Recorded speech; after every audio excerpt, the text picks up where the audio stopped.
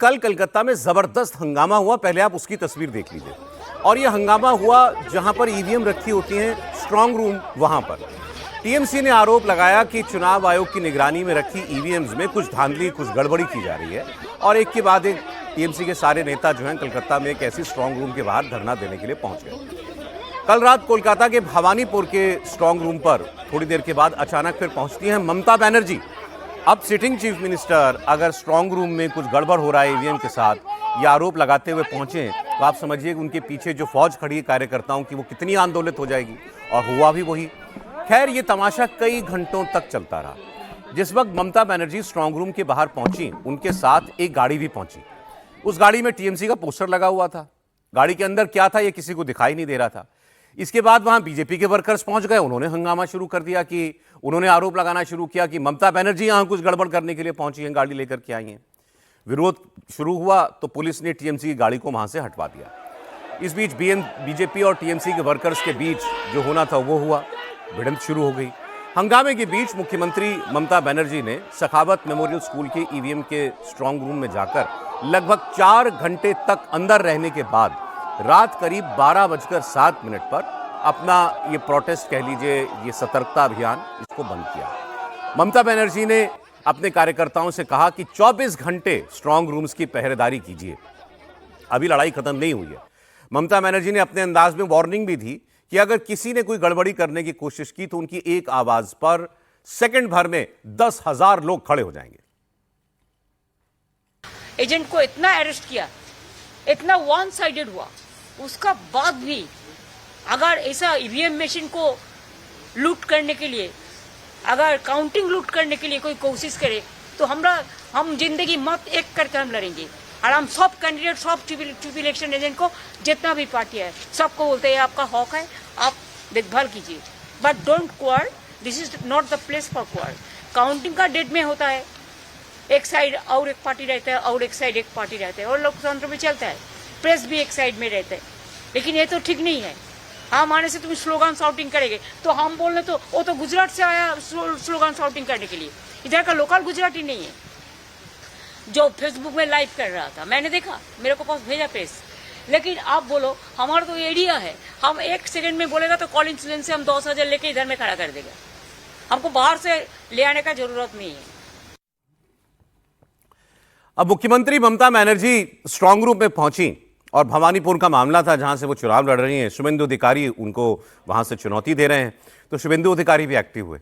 उन्होंने तंज कसते हुए ममता बनर्जी को पूर्व सीएम कहा और कहा कि मुख्यमंत्री स्ट्रांग रूम में कोई अनुचित फायदा न ले पाए, कोई गैर कानूनी काम न कर पाए, इसलिए मैंने अपने एजेंट को भी उनके सामने बैठा दिया। एक ये तस्वीर उन्होंने पोस्ट की। आप सोचिए, आप ममता बनर्जी 4 घंटे तक स्ट्रांग रूम के बाहर बैठी हुई हैं, उस तस्वीर में आपको दिख रही होंगी बैठी हुई, और सामने जो व्यक्ति बैठा हुआ है वो शुभेंदु अधिकारी का वकील है। उन्होंने कहा मैंने अपने आदमी को जानबूझ के वहां बैठा है कि जहां जहां ये जाएं तुम इनके साथ साथ चलते रहो ताकि ये कुछ गलत ना कर पाए। एक्चुअली हंगामा 2 जगह से शुरू हुआ था, मैं आपको बताता हूं। ममता बनर्जी जिस जगह पहुंची, इसके अलावा भी एक जगह और कल रात 9 बजे के करीब वहां पर हंगामा और प्रदर्शन शुरू हुआ। टीएमसी ने किया उसको शुरू। एक स्ट्रांग रूम की साइट पर पहुंचते हैं शशि पांजा और कुणाल घोष, दोनों टीएमसी के नेता हैं और दोनों चुनाव भी लड़ रहे हैं कोलकाता से ही। और वहां पहुंचकर उन्होंने यह दावा किया कि हमने सीसीटीवी कैमरे में देखा है कि अंदर स्ट्रांग रूम के अंदर कुछ लोग गए हैं। ये लोग क्यों गए हैं हमको पता नहीं है और ना कोई हमको बता रहा है। वो वहां धरने पर बैठ जाते हैं। फिर उसके बाद में कहानी खुलती है उसकी। उसके बाद चुनाव आयोग की तरफ से ये बताया जाता है कि दरअसल जहां पर ईवीएम रखी हुई है मशीनें, वो एक सेक्शन अलग है उस पूरे स्ट्रांग रूम का, और एक दूसरा सेक्शन अलग है जिसके अंदर पोस्टल बैलेट रखे हुए हैं। तो उन्होंने कहा पोस्टल बैलेट के सेग्रीगेशन का, उनको अलग अलग करने का काम किया जा रहा था, और ये काम होगा, ये हमने सारे उम्मीदवारों को ईमेल के जरिए शाम को 4 बजे बता दिया था, सूचित कर दिया था, और यह भी कह दिया था कि इतने बजे यहां पर आकर के हमारे कर्मचारी ये काम करेंगे, आप लोगों को अगर आके देखना है तो देख लीजिए। इसकी जानकारी पहले दे दी गई थी। और उन्होंने यह भी दावा किया कि 3 कैंडिडेट्स और उनके साथ में लोग, उनके पोलिंग एजेंट, वो लोग आए भी चेक करने के लिए, और उन्होंने देखा कि यही काम हो रहा है और वो लोग चले गए। लेकिन जो सीसीटीवी में इन लोगों ने देखा बाद में आकर के कि कुछ लोग अंदर गए हैं, वो इलेक्शन कमीशन के कर्मचारी थे। इसकी तस्दीक किए बिना तृणमूल कांग्रेस ने वहां पर हंगामा शुरू कर दिया। बंगाल चुनाव आयोग के चीफ हैं मनोज अग्रवाल। इन्होंने टीएमसी के आरोपों पर फिर बाकायदा प्रेस कॉन्फ्रेंस करके जवाब दिया कि स्ट्रांग रूम के अंदर का कोई सीसीटीवी कैमरा ना तो हमने बंद किया था और ना ही कोई गलत काम हुआ। टीएमसी ऐसे मनगढ़ंत आरोप लगाकर माहौल खराब ना करे। इतना ट्रांसपेरेंट था तब तो विजुअल आया, कोई सीसीटीवी बंद तो नहीं कर दिया। जो जितने आठ जो स्ट्रांग रूम है वहां पे 7 ईवीएम के और 1 पोस्टल बैलेट का, सबका सीसीटीवी फीड तो बाहर जा रहा है। बाहर क्या 3 लेयर है सिक्योरिटी का, उसके बाहर है सीसीटीवी जहां पॉलिटिकल पार्टी के लोग बैठ के दे सकते हैं।